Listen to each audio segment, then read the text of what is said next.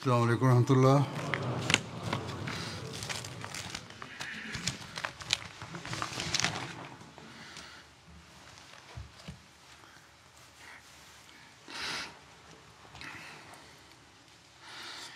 أشهد أن لا إله إلا الله وحده لا شريك له وأشهد أن محمدا عبده ورسوله أما بعد فأعوذ بالله من الشيطان الرجيم بسم الله الرحمن الرحيم الحمد لله رب العالمين الرحمن الرحيم مالك يوم الدين إياك نعبد وإياك نستعين اهدنا الصراط المستقيم صراط الذين أنعمت عليهم غير المغضوب عليهم ولا الضالين.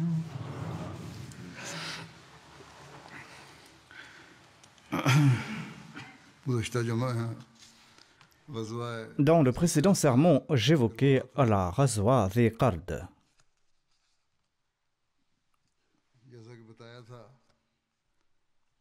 Comme mentionné, le saint prophète Mohammed sallallahu alayhi wa sallam avait envoyé quelques compagnons vers l'ennemi avant de partir en expédition.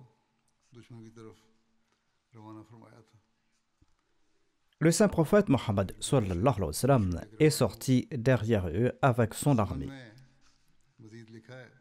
On ajoute à ce propos que lorsque le saint prophète Mohammed lui et ses compagnons étaient arrivés face à l'ennemi, eh bien l'ennemi a pris la fuite en voyant le saint prophète Mohammed lui et ses compagnons.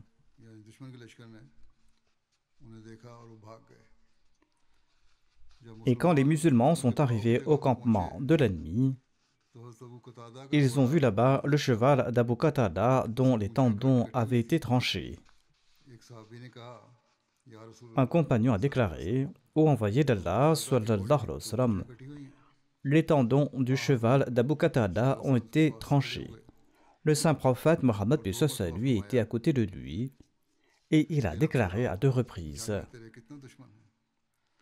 Malheur à toi, combien d'ennemis affrontes-tu lors d'une bataille?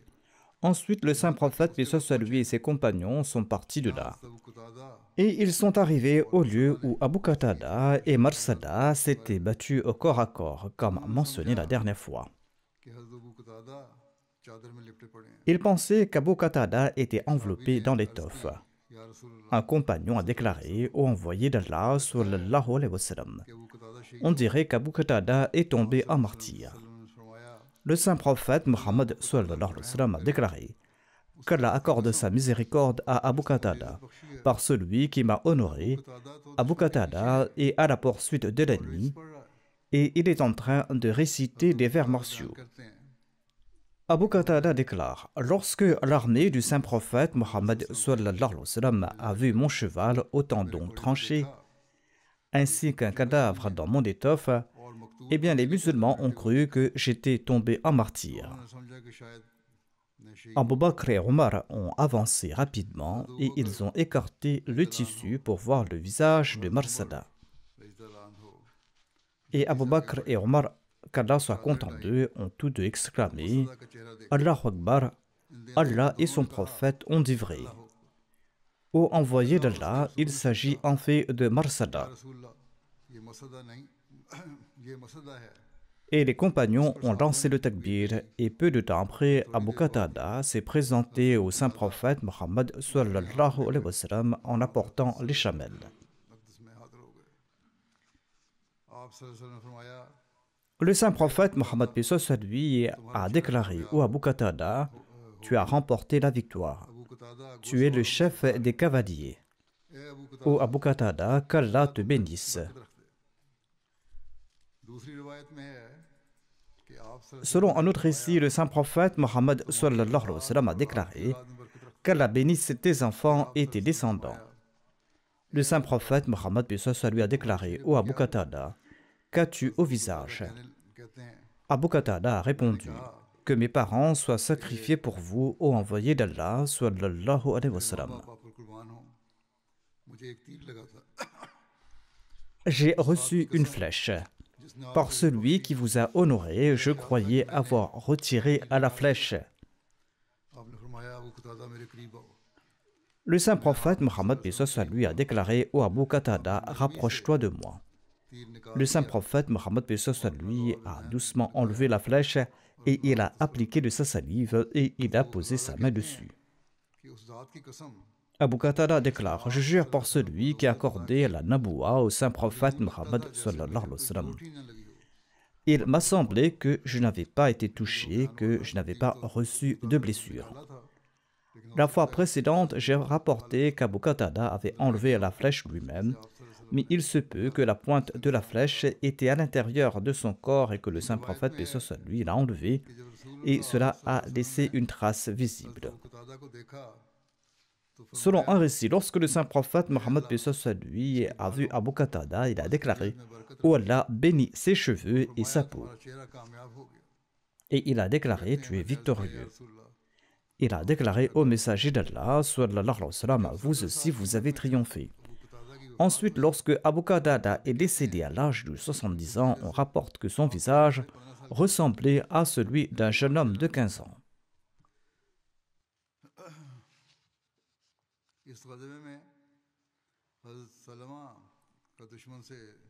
On évoque aussi l'affrontement de Salma contre l'ennemi à Dhuqard lors de cette expédition.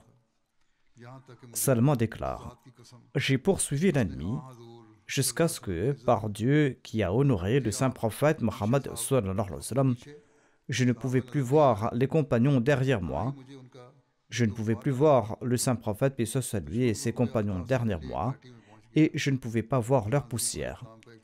Les ennemis avaient atteint une vallée avant le coucher du soleil où il y avait une source nommée Dhuqard.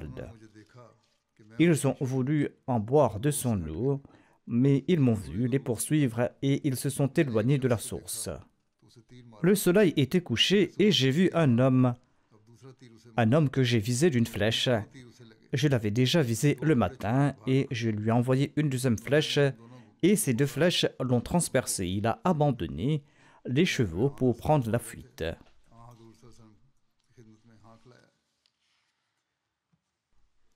Et j'ai capturé les chevaux que j'ai conduits au saint prophète Mohammed paix soit sur lui qui était arrivé entre-temps. Selon le récit de Salma à propos de l'arrivée du saint prophète Mohammed paix soit sur lui à Dhuqard, le saint prophète paix soit sur lui était arrivé à l'heure de la prière d'Isha et il a campé au niveau de l'endroit où j'avais arrêté les ennemis. Le saint prophète paix soit sur lui s'est emparé des chamelles et de tout ce que j'avais saisi des ennemis.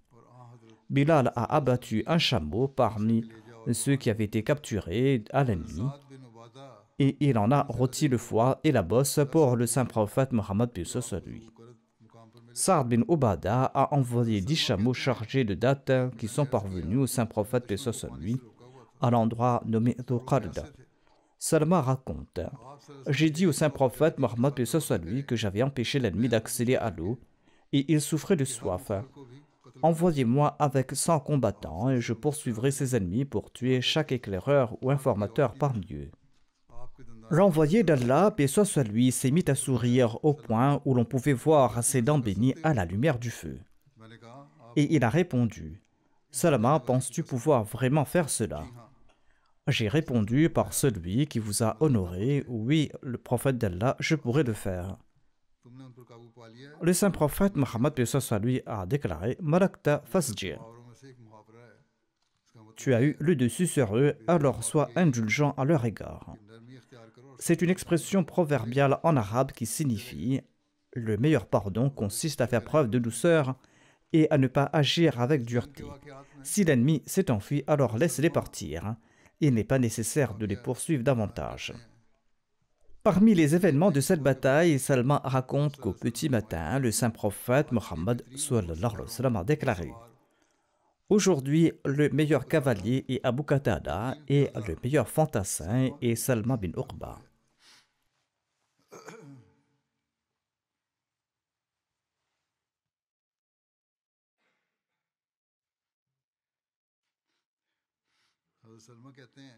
Salma rapporte: le saint prophète Mohammed sallallahu alayhi wa sallam m'a offert une part en tant que cavalier et une part en tant que fantassin.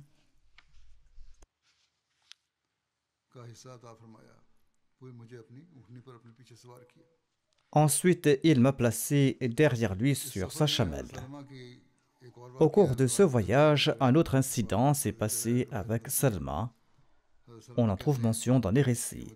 Il est rapporté que Salma a déclaré: au moment de notre tour à Médine, alors que nous nous approchions de Médine, un compagnon Ansari qui était très rapide à la course à pied a annoncé: y a-t-il quelqu'un qui souhaite me défier dans une course, c'est-à-dire qui souhaite courir jusqu'à Médine avec moi? Il a répété ces mots à plusieurs reprises. Je me rappelle que j'étais monté sur la chamelle du saint prophète, paix soit sur lui, derrière lui, et j'ai dit à ce compagnon des Ansar: n'as-tu pas de considération pour tout homme honorable parmi nous? N'as-tu pas peur de faire une déclaration à propos d'un homme honorable? Il a dit: à part le messager d'Allah, sallallahu alayhi wa sallam, je n'ai peur de personne. J'ai alors dit au messager d'Allah, sallallahu alayhi wa sallam: ô messager d'Allah, que mes parents soient sacrifiés pour vous, permettez-moi de faire la course avec cet homme. Le saint prophète a déclaré: d'accord, si tu le souhaites, vas-y. Ensuite, j'ai dit à cette personne: allons-y. Ensuite, j'ai plié mes pieds et j'ai sauté et je me suis mis à courir. Et j'ai couru 1 ou 2 ravins derrière lui, il était devant moi, et je conservais mes forces. Ensuite, j'ai accéléré et je l'ai rattrapé. Je l'ai tapé entre les épaules. Et j'ai dit: par Dieu, je t'ai dépassé. Il s'est mis à rire et il a répondu: je le pense aussi. Et c'est ainsi que j'ai pris de l'avance dans cette course et nous sommes arrivés à Médine.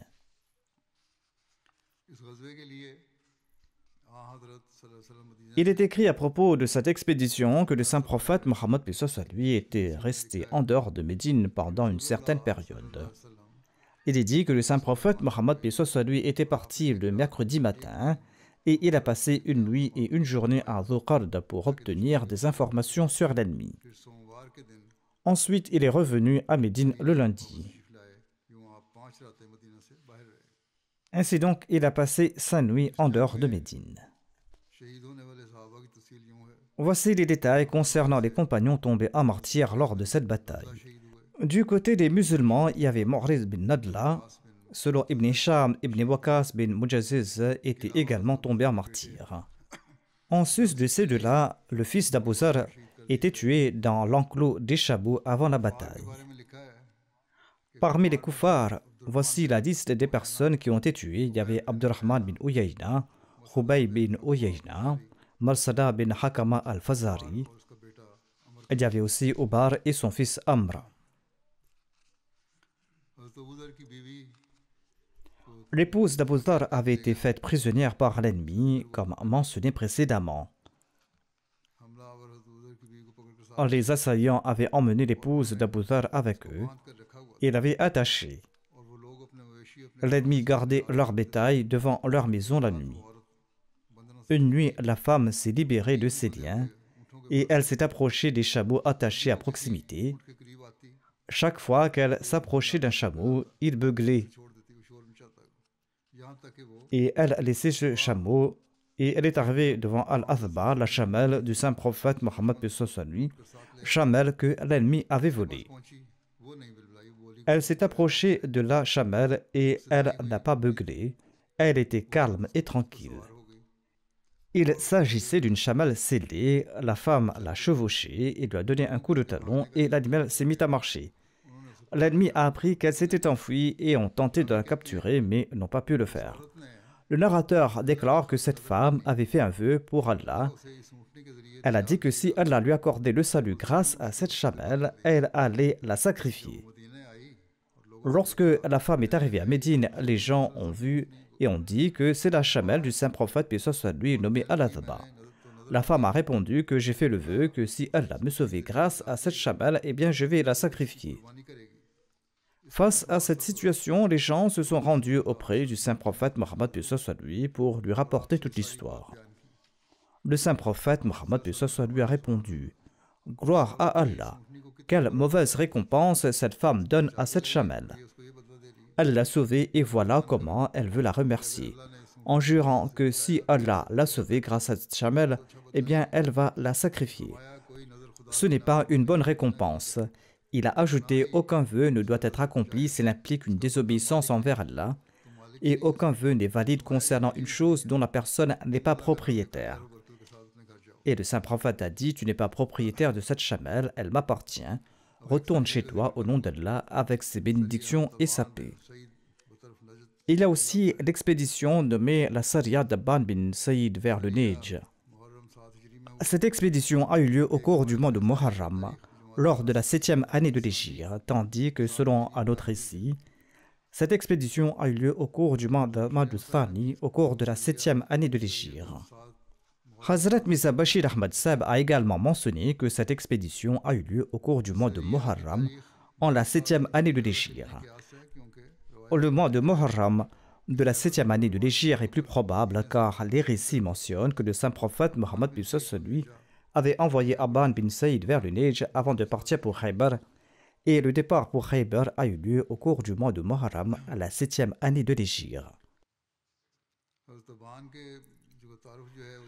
Voici une présentation d'Abban. Son père faisait partie des notables parmi les Korachites. Ses frères Amr et Khalid se sont convertis à l'islam avant lui et avaient participé à l'émigration en Abyssinie. Abban avait combattu pour le camp polythéiste lors de la bataille de Badr. Lors de la trêve de Hudaybiyah, il avait accordé sa protection à Othman radhiyallahu anhu. Quand Amr et Khalid sont revenus de l'Abyssinie, ils ont envoyé un message à Abban et tous les trois sont partis rendre visite au saint prophète paix soit lui à l'époque de Khaybar. Et Abban a embrassé l'islam. Selon un récit, Abban bin Saïd a embrassé l'islam entre le traité de Hudaybiyah et la conquête de Khaybar. À la mort du saint prophète Mohammed sallallahu alayhi wa sallam, Abban était gouverneur de Bahreïn. Plus tard, il est parti voir le calife Abu Bakr et il est parti pour la Syrie. Il est tombé en martyr en l'an 13 de l'Hégire. Selon un autre récit, il était décédé en l'an 27 après l'Hégire sous le califat d'Othman radhiyallahu anhu. Avant la bataille de Khaybar, le saint prophète Mohammed lui a envoyé une armée sous le commandement d'Abban bin Saïd vers le Neige. Le Neige est une région semi-désertique mais fertile avec de nombreuses vallées et des montagnes. Il s'étend au sud jusqu'au Yémen et au nord jusqu'au désert de la Syrie et en Irak. À l'ouest, il est bordé par le désert du Hijaz. Cette région est située à 1200 mètres d'altitude. En raison de cette altitude, on l'appelle le Neige. L'objectif de cette armée était de protéger Médine des tribus ennemies en l'absence du saint prophète Mohammed sallallahu alayhi wa sallam. Ces tribus cherchaient constamment une occasion pour attaquer Médine. L'absence du saint prophète Mohammed sallallahu alayhi wa sallam et de ses compagnons de Médine était considérée comme le moment idéal pour attaquer la ville. Les ennemis pensaient que le saint prophète Mohammed lui était absent de Médine avec ses hommes et la ville était presque vide et qu'il pouvait facilement s'en emparer.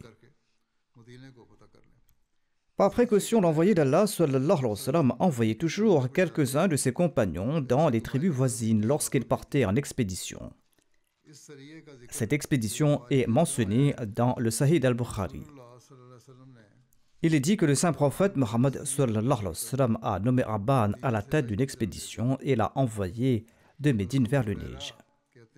Abu Huraira radhiyallahu anhu rapporte. Ensuite, Abban et ses compagnons sont venus voir le saint prophète paix soit lui à Khaybar après que les musulmans s'en soient emparés. Ils sont venus après la conquête de Khaybar.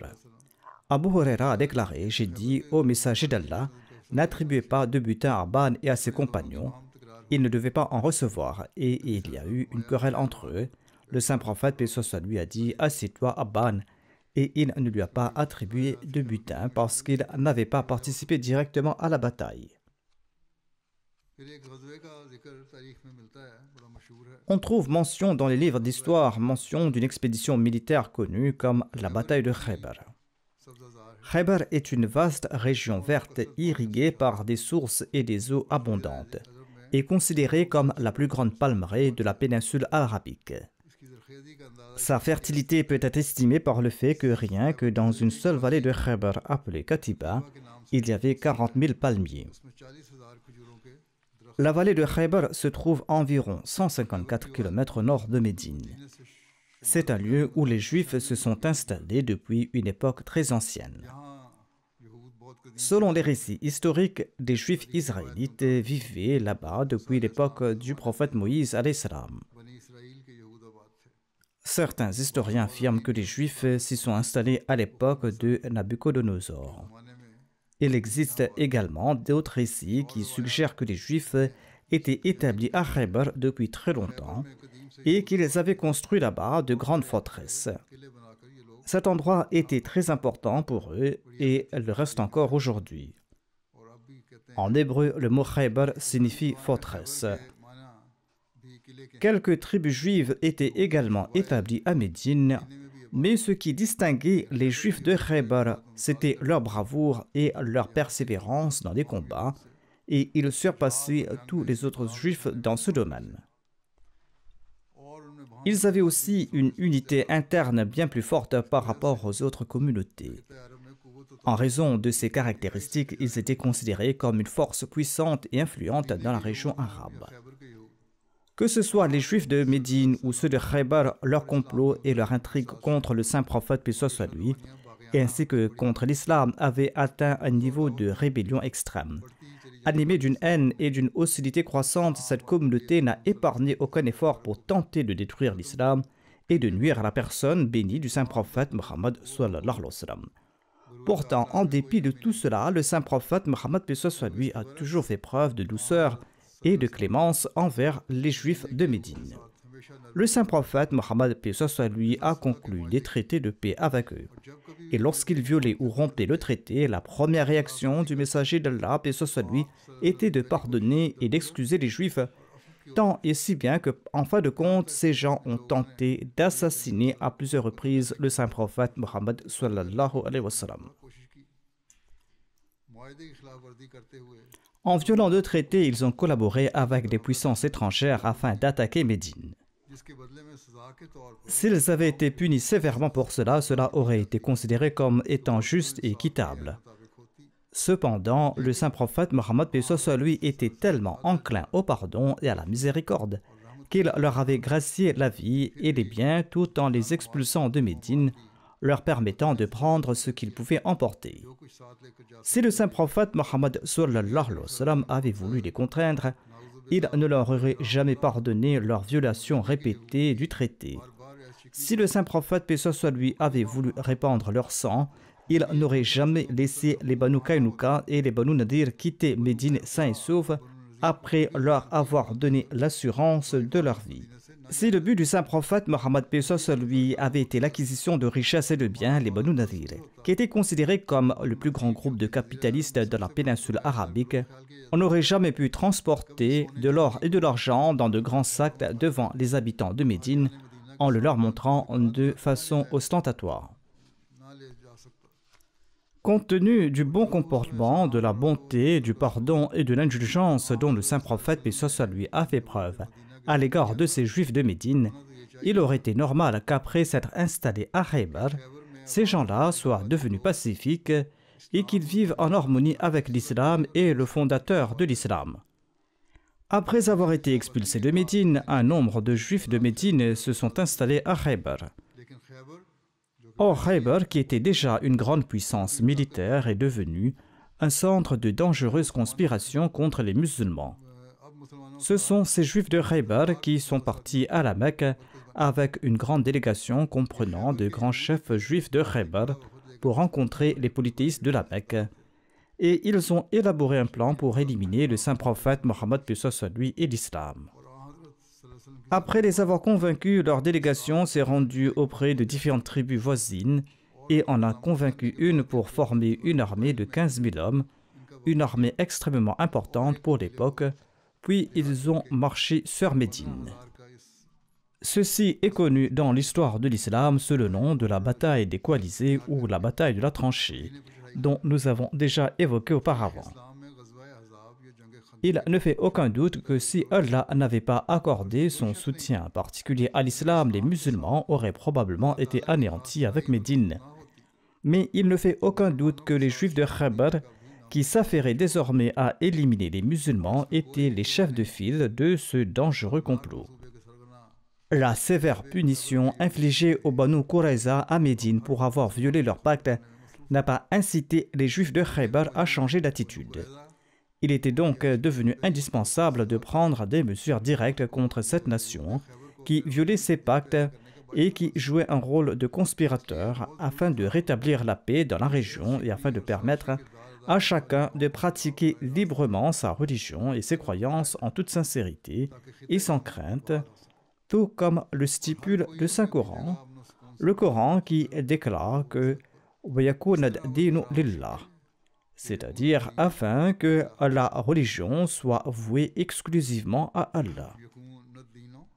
Il est dit « Wayakuna dinu lillah », c'est-à-dire que la religion soit vouée exclusivement à Allah. Que la religion soit uniquement pour Allah et qu'il n'y ait aucune contrainte dans la religion, car c'est une affaire entre Allah et son serviteur. Un célèbre orientaliste, M. Montgomery Watt, qui n'hésite pas à cracher son venin contre l'islam et le fondateur de l'islam, écrit dans son livre que la raison directe et simple de l'attaque contre Khaybar est que les habitants de Khaybar ont utilisé sans réserve leurs richesses pour inciter leurs voisins arabes à prendre les armes contre les musulmans. C'est donc dans ce contexte particulier que le saint prophète Mohammed lui a décidé, en obéissant aux ordres de Dieu, de marcher sur Khaybar. Allama ibn Sa'd a écrit que la bataille de Khaybar a eu lieu au cours du mois Jamadul Awwal en l'an 7 de l'Hégire, tandis que Ibn Uqba et Allama ibn Ishaq déclarent que le saint prophète, paix soit sur lui, est revenu de Hudaybiyah à Médine au cours du mois Dhul Hijjah et il est resté environ 20 nuits à Médine avant de se diriger vers Khaybar, et cela correspond au mois de Muharram. Hazrat Mirza Bashir Ahmad Sahib a également mentionné dans les notes de son ouvrage Sirat Khatum Nabiyyin qu'il a daté l'expédition à Khaybar au mois de Muharram et Safar de l'an 7 de l'Hégire. Hazrat Muslim Maud a relaté que le saint prophète Mohammed sallallahu alayhi wa sallam a pris la décision de chasser les Juifs de Khaybar, une région située à quelques étapes de Médine et d'où il pouvait facilement comploter contre Médine. Eh bien, il a pris cette décision environ 5 mois après son retour de Hudaybiyah. Il est donc parti pour Khaybar en août 628 avec 1600 compagnons. Certains historiens datent cet événement à 5 mois après le traité de Hudaybiyah, et c'est ce qu'a également mentionné Hadrat Muslim Maud dans son ouvrage Introduction à l'étude du Saint-Coran. Cependant, la majorité des historiens et des traditionalistes place cette expédition quelques jours après la trêve d'Al-Hudaybiyah durant le mois de Muharram, et Hazrat Mirza Bashir Ahmad Sahib a également évoqué cette période. En tout cas, Dieu est plus savant. Le traité d'Al-Hudaybiyah était tout d'abord une grande victoire que le Coran a qualifiée de victoire éclatante. Tout comme il est dit dans la sourate Al-Fath, il est dit « Inna fatahna laka fathan mubina ». Certes, nous t'avons accordé une victoire manifeste. Cette victoire manifeste était la porte menant aux grandes conquêtes que furent Khaybar et la Mecque. En effet, Allah l'exalté l'avait promis lorsqu'il a révélé la sourate de la victoire, la sourate Al-Fath, entre la Mecque et Médine, au retour de la trêve d'Al-Hudaybiyah. Dans cette sourate, la bonne nouvelle de la conquête de Khaybar est donnée comme suit. Laqad radiyallahu anil mu'minina إذ يبايعونك تحت الشجرة فعلم ما في قلوبهم فأنزل السكينة عليهم وأثابهم فتحا قريبا. ومغانم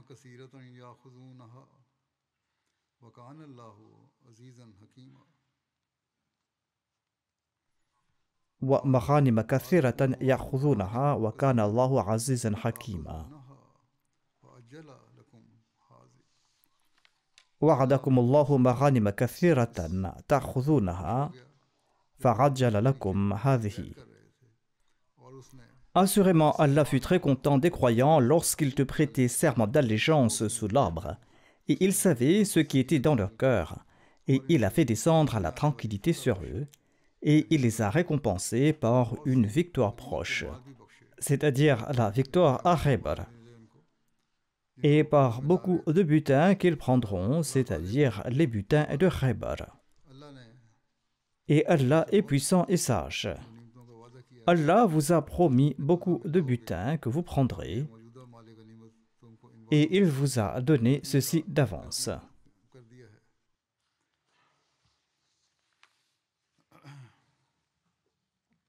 Voici les détails des préparatifs de l'armée et de la nomination du représentant du saint prophète Mohammed sallallahu alayhi wa sallam à Médine.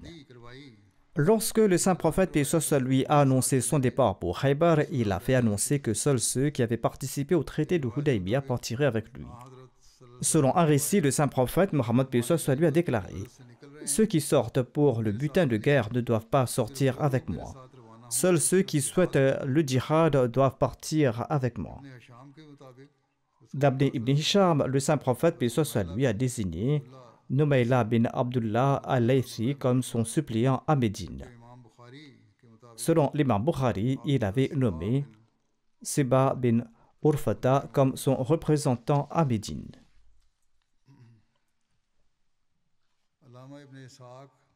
Allama ibn Ishaq et ibn Sa'ad ont rapporté qu'on trouve mention pour la première fois des bannières lors de la bataille de Khaybar. Avant cela, on ne portait que de petits drapeaux. Le saint prophète Mohammed sallallahu alayhi wa sallam a remis un étendard à Abu Bakr et à Omar, et à Hubab bin Munzir et à Sa'd bin Ubada. L'étendard du saint prophète Mohammed paix soit sur lui était de couleur noire. Cet étendard avait été confectionné à partir d'un morceau de tissu d'Aïcha. Il se nommait Al-Uqab et était placé entre les mains de Hubab bin al-Munzir. Les récits mentionnent également qu'un étendard a été donné à Ali, mais ce dernier ne fut remis qu'après Khaybar, car Ali n'avait pas pu se joindre au saint prophète Mohammed sallallahu alayhi wa sallam en raison d'une ophtalmie qui le gênait considérablement. Il ne pouvait rien voir, mais il ne pouvait pas contenir son impatience. Il est parti pour Khaybar. La mère des croyants, Salama, était aussi avec le saint prophète, paix soit sur lui, lors de cette expédition. Selon un récit, 6 ou 7 femmes compagnons ont accompagné le saint prophète, paix soit sur lui, lors de cette expédition. Selon un autre récit, 20 femmes compagnons avaient participé à cette razwa. Sinan Aslamia relate que lorsque le messager d'Allah, paix soit sur lui, a décidé d'entreprendre la razwa de Khaybar, elle s'était rendue auprès de lui et lui a dit: ô messager d'Allah, sallallahu alayhi wa sallam, permettez-moi de vous accompagner. Je réparerai les outres et je protégerai les affaires de l'armée. Si quelqu'un tombe malade ou est blessé, je vais le soigner. Elle a dit que le saint prophète, paix soit sur lui, lui a donné cette permission. Tout comme quelques femmes des Banu Ghafar se sont présentées au saint prophète Mohammed, paix soit sur lui, et lui ont dit que nous souhaitons également participer à cette razwa. Nous prendrons soin des blessés et nous allons aider les Mujahideen autant que nous le pourrons. Le saint prophète Mohammed sallallahu alayhi wa sallam leur a également donné la permission et il a prié pour leur bénédiction. Lorsque les Juifs de Médine ont appris que le messager d'Allah sallallahu alayhi wa sallam et les compagnons se préparaient pour partir à Khaybar, eh bien, ils ont été très affectés et ils ont compris que si le saint prophète Mohammed paix soit sur lui entrait à Khaybar, Khaybar serait détruit tout comme l'avaient été les Banu Qaynuqa, les Banu Nadir et les Banu Qurayza. Les Juifs de Médine étaient riches et les musulmans de Médine leur empruntaient de l'argent en raison de leur faiblesse financière. À ce moment-là, les Juifs de Médine, dans l'intérêt des Juifs de Khaybar, ont commencé à réclamer immédiatement le remboursement de leur prêt afin d'embêter les musulmans et afin de les empêcher de combattre.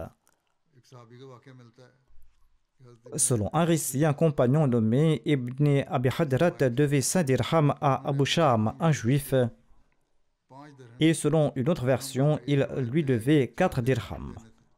Le juif a demandé à Ibn Abi Hadrat de lui rembourser sa dette. Ibn Abi Hadrat lui a demandé de lui accorder un délai en lui disant qu'il lui rembourserait son dû après son retour de Khaybar si Dieu le voulait, car Allah l'exalté avait promis à son prophète sallallahu alayhi wa sallam de lui accorder le butin de Khaybar. Abu Sham, le juif, a répondu par envie et par hostilité: penses-tu que tu pourras combattre les juifs de Khaybar, tout comme il est facile de combattre des bédouins arabes ordinaires? Par la Torah, a-t-il déclaré, ils sont 10 000 guerriers. Ainsi donc, Ibn Hadrat et ce juif ont tous deux présenté leur cas au saint prophète Mohammed sallallahu alayhi wa sallam. C'était à une époque de guerre et ce juif, qui avait un fanatisme extrême, exprimait son soutien aux juifs de Khaybar et il se moquait également du soldat musulman. Le saint prophète Mohammed sallallahu alayhi wa sallam, en tant que chef de l'État, aurait pu punir ce juif, mais au lieu de cela, il a fait preuve d'une maîtrise de soi, d'un courage et d'une tolérance admirable. Il a ordonné à ce musulman de respecter le droit de ce juif. Ibn Abi Hadrat a déclaré: au nom de celui qui vous a envoyé avec la vérité, je suis incapable de lui rendre justice en ce moment, c'est-à-dire je suis incapable de le rembourser. Le saint prophète Mohammed lui a dit: quelle que soit la situation, rembourse cette personne. Ibn Abi Hadrat a déclaré que j'ai ôté le turban de ma tête et je m'en suis servi pour ceindre ma taille. Ensuite, j'ai vendu mon pagne au marché et j'ai ainsi payé ma dette et j'ai porté un autre vêtement. Ce vêtement était une couverture que lui avait été offerte par Salman bin Aslam ou par une vieille femme, selon une autre version, lorsque cette femme a eu connaissance de toute l'histoire. La femme lui a offert ce tissu en cadeau. Par la volonté de Dieu, ce compagnon a trouvé à Khaybar un butin dans lequel il y avait une femme qui était une parente de ce juif nommé Abu Sham, et il l'a vendue à ce juif. En apprenant les préparatifs en cours pour avancer vers Khaybar, les Juifs de Médine n'ont pas seulement exprimé leur haine et leur hostilité et leurs préjugés envers les musulmans, mais ils ont également engagé un bédouin de la tribu Ashjara comme espion. Cet espion a été envoyé rapidement à Khaybar pour transmettre des informations sur les préparatifs militaires des musulmans, ainsi que les détails nécessaires avec pour message de résister fermement aux musulmans. En réalité, les ennemis des musulmans n'avaient pas besoin d'un espion extérieur, car les hypocrites présents à Médine remplissaient déjà cette fonction avec efficacité. À cette occasion, le chef des hypocrites, nommé Abdullah bin Ubay bin Saloul, n'est pas demeuré silencieux. Il a immédiatement envoyé une lettre aux Juifs de Khaybar par l'intermédiaire d'un de ses alliés. Le contenu de la lettre était le suivant. Il a déclaré: Mohammed sallallahu alayhi wa sallam se dirige vers vous. Préparez-vous à vous défendre. Rassemblez vos biens dans vos forteresses et préparez-vous à affronter Mohammed sallallahu alayhi wa sallam sur le champ de bataille. Ne soyez pas effrayés par les musulmans. Vous êtes nombreux, tandis que la tribu de Mohammed sallallahu alayhi wa sallam est peu nombreuse. De plus, il ne dispose que de très peu d'armes. Lorsque les Juifs ont appris cela, leurs dirigeants se sont réunis et lors de la réunion, il y a eu des divergences d'opinion parmi les chefs juifs. Lorsque les Juifs de Khaybar ont appris l'arrivée de l'armée musulmane, eh bien, ils se sont réunis pour délibérer sur la manière d'affronter l'armée islamique. Au cours de cette discussion, diverses propositions ont été avancées par les dirigeants juifs. Un groupe était d'avis que les Juifs devaient se retrancher et combattre derrière les murs, ce qui, selon eux, finirait par lasser les musulmans qui partiraient après avoir levé le siège. En revanche, Abu Zaynab, frère du célèbre guerrier de Khaybar nommé Marhab, suggéra de sortir de la place forte et de combattre en terrain découvert. Il rappelait que par le passé, les Juifs de Médine avaient tenté de se retrancher dans leur forteresse et que les musulmans avaient fini par les vaincre. Ainsi, ce groupe a rejeté sa proposition, arguant que leur forteresse était bien plus solide que les forteresses des Juifs de Médine. Une troisième proposition encore plus arrogante et audacieuse venait des Juifs, et cette proposition a été formulée par Salam bin Mishkam, un des chefs des forces de Khaybar. Il a suggéré d'attaquer la ville de Médine, d'anéantir les musulmans avec l'aide de tous leurs alliés. La plupart des gens ont approuvé cette idée, mais le chef suprême de Khaybar, nommé Kinana bin Abi Hukayka, s'est opposé à cette proposition, arguant que la forteresse n'était pas comme celle de Yathrib. Ainsi donc, il a fait preuve d'un orgueil démesuré. Il a déclaré « Mohammed sallallahu alayhi wa sallam n'osera jamais venir vers nous ». Cependant, tous les chefs se sont mis d'accord sur l'envoi d'une délégation auprès des braves tribus guerrières voisines afin de leur demander de l'aide militaire. Une délégation de 14 personnes a donc été constituée, dirigée selon certaines traditions par le chef suprême de Khaybar lui-même, nommé Kinana. Cette délégation s'est rendue auprès de la tribu des Banu Asad de Ghatfan et d'autres tribus, et ils ont demandé une aide militaire en échange de la moitié de la production annuelle de Khaybar.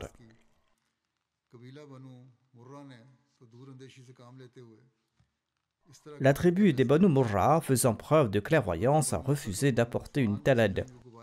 Mais les tribus guerrières comme les Banu Asad et les Banu Ghatfan ont immédiatement envoyé une armée de 1000 hommes armés, et ils ont commencé à préparer une aide supplémentaire de 4000 hommes.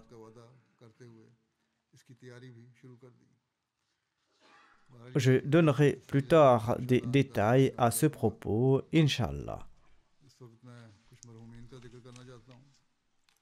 Je souhaite mentionner quelques personnes qui sont décédées récemment. La première mention concerne le regretté Mohammad Ashraf Saheb, fils de Mohammad Bakhshab de Mandi Bahauddin au Pakistan. Il est décédé quelques jours de cela. Inna lillahi wa inna ilayhi raji'un. Il laisse derrière lui 3 filles et 6 fils. L'un de ses fils, Kashif Javed Saheb, est actuellement au Sénégal. Il sert comme missionnaire en charge par intérim ainsi qu'émir de la Jamaat. En raison de ses responsabilités au Sénégal, il n'a pas pu assister aux funérailles de son père.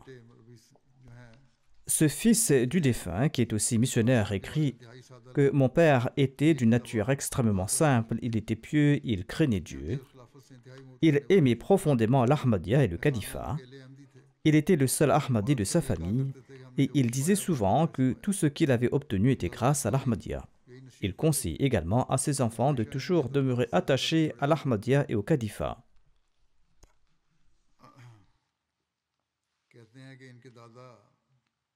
Il raconte que son grand-père, Mohammad Azam Saheb, avait prêté le serment d'allégeance en 1968 dans un village de Sargodha nommé Babra.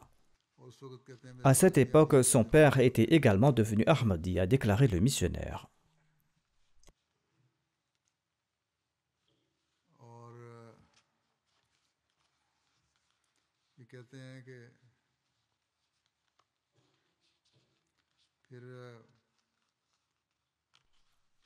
Il a également déclaré que il était l'unique frère du côté maternel, il était devenu Ahmadi.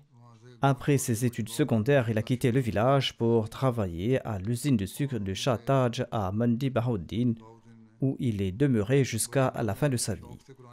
Durant sa vieillesse, il a appris à lire le Saint-Coran avec passion. Ensuite, il l'a lu avec tant de diligence et d'amour qu'il a achevé 1 ou 2 tours complets de la lecture du Saint-Coran chaque mois. Durant le Ramadan, il terminait 2 ou 3 fois la lecture complète du Saint-Coran. Il aidait les pauvres et n'a jamais laissé partir quelqu'un les mains vides de chez lui.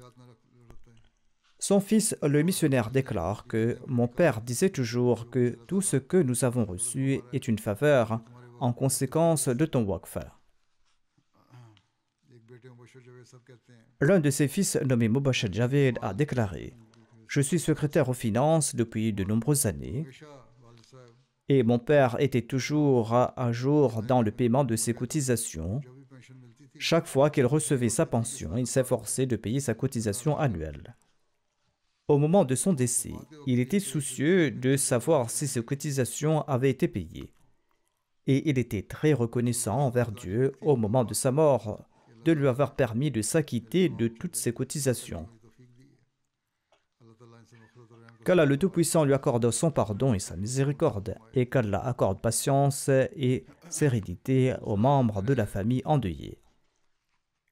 Le deuxième hommage concerne Habib Mohammed Chatri Saheb, adjoint à l'émir du Kenya. Il était le fils de Mohammed Habib Chatri Saheb. Il était d'origine arabe et il est décédé récemment à l'âge de 66 ans. Inna lillahi wa inna ilayhi raji'un. Le défunt était moussi et il laisse derrière lui ses parents, son épouse et 3 enfants. Mahmoud Tahir Saheb, l'émir de la Jamaat du Kenya, a déclaré que les ancêtres du défunt étaient originaires du Yémen et que son père Habib Chatri avait prêté le serment d'allégeance en août 1982 et il était un Ahmadi très dévoué. Et le défunt était le fils aîné de Habib Chatri Saheb. Peu de temps après que son père ait prêté le serment d'allégeance, le défunt a également prêté le serment et il a magnifiquement rempli la promesse du serment jusqu'à sa mort. Il avait fait ses études élémentaires à Mombasa. Il a été un élève très talentueux et intelligent. Pendant un certain temps, l'école l'avait envoyé en France pour ses études. Il relatait toujours les rencontres avec les califes comme les meilleurs moments de sa vie. Il avait rencontré feu le 4e calife et il m'avait également rencontré. Et il a servi la communauté en diverses capacités. Au moment de sa mort, il était secrétaire national à l'éducation et vice-émir adjoint du Kenya. L'émir du Kenya déclare: je le connais depuis 20 ans, il était respectueux des Waqifines et quel que soit le travail qu'on lui confiait, il l'accomplissait avec beaucoup de sérieux et on n'a jamais eu à faire des rappels. Il était une personne dévouée à la prière, attachée aux symboles et aux limites fixées par Allah. Il était particulièrement attentif à respecter scrupuleusement ses principes. Il participait régulièrement aux collectes de fonds, il possédait un excellent caractère, il veillait sur les pauvres, il obéissait à ses parents et respectait leurs droits. Il s'acquittait également des droits de ses jeunes frères et sœurs. Il était un homme d'opinion, il était bon, loyal et fidèle. Il a occupé des postes importants dans de grandes entreprises et Allah lui avait accordé une aisance financière. Sur le plan mondain, il était en contact avec des personnalités influentes dans les domaines des affaires, de la politique et de l'administration et de la religion. Pourtant, il n'a jamais caché son appartenance à l'Ahmadiyya. Au contraire, il exprimait ouvertement sa foi et faisait également de la prédication. C'est pourquoi, lors de ses funérailles, de nombreuses personnalités éminentes de Mombasa, issues des sphères politiques, administratives, commerciales et sociales, étaient présentes. Qu'Allah lui accorde son pardon et sa miséricorde et qu'il accorde patience et courage à tous ses proches. Le troisième hommage concerne M. Anubi Madingo Saheb, qui était le président d'une Jamaat au Zimbabwe. Il est décédé récemment. Inna lillahi wa inna ilayhi raji'un. Son fils Yusuf Anubi Saheb est le président de la Jamaat du Zimbabwe. Il écrit que au tout début, mon père était sunnite et il s'opposait à la communauté. Mais mon père nourrissait de l'amour pour l'islam en son cœur. Le défunt vivait auparavant au Malawi et lorsqu'il vivait là-bas, il s'était ardemment opposé à l'Ahmadiyya. Ensuite, il s'est installé au Zimbabwe où, grâce à son amour pour l'islam, il a rassemblé les gens qui l'entouraient et il a organisé des prières collectives dans la zone où il vivait.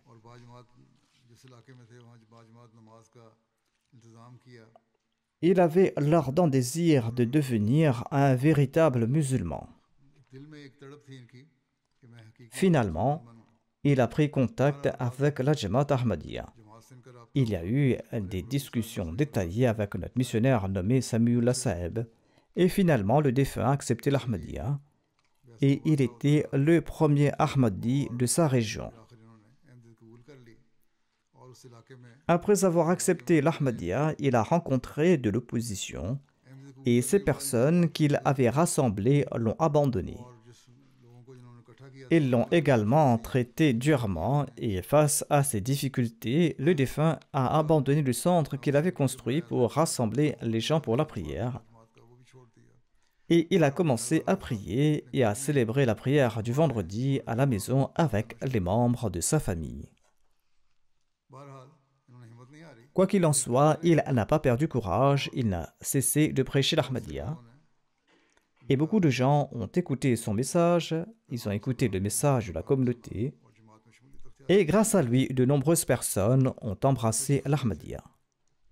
Le défunt était une personnalité influente et de nombreuses personnes se sont jointes à la communauté simplement en le voyant. Il avait consenti à des sacrifices financiers, il a acheté un terrain sur lequel la première mosquée de la Jamaat du Zimbabwe sera construite. Il souhaitait que cette mosquée soit construite de son vivant, mais cela n'a pu se réaliser. Cependant, la mosquée est maintenant en cours de construction. Il était une personne très loyale, il était très franc et honnête et il résolvait les conflits entre les gens avec une grande sagesse. Même avant d'être élu président de la Jamaat, il bénéficiait de la confiance et du respect de beaucoup de personnes. Il aidait également les nécessiteux grâce à ses propres moyens. Sa maison était toujours remplie d'invités. Il avait un lien profond et sincère avec la communauté et encourageait tout le monde à rester attaché à la Jamaat. Il laisse derrière lui ses 8 enfants. Son fils sert également comme le président de la Jamaat au Zimbabwe et son petit-fils Kassim Anoubi est le premier missionnaire central du Zimbabwe. Il a terminé ses études à la Jamia. Qu'Allah accorde sa miséricorde et son pardon aux défunts, et que les enseignements de l'Ahmadiyya perdurent au sein de sa descendance et que celle-ci continue à œuvrer pour le bien.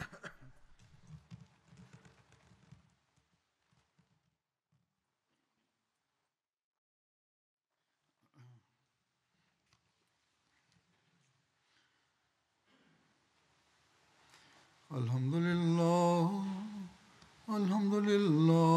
nahmaduhu wa nasta'inuhu wa nastaghfiruh. ونؤمن به ونتوكل عليه ونعوذ بالله من شرور أنفسنا ومن سيئات أعمالنا من يهده الله فلا مضل له ومن يضلل فلا هادي له ونشهد أن لا إله إلا الله ونشهد أن محمدًا عبده ورسوله عباد الله رحمكم الله إن الله يأمر بالعدل والإحسان وإيتاء ذي القربى وينهى عن الفحشاء والمنكر والبغي يعظكم لعلكم تذكرون اذكروا الله يذكركم وادعوه يستجب لكم ولذكر الله أكبر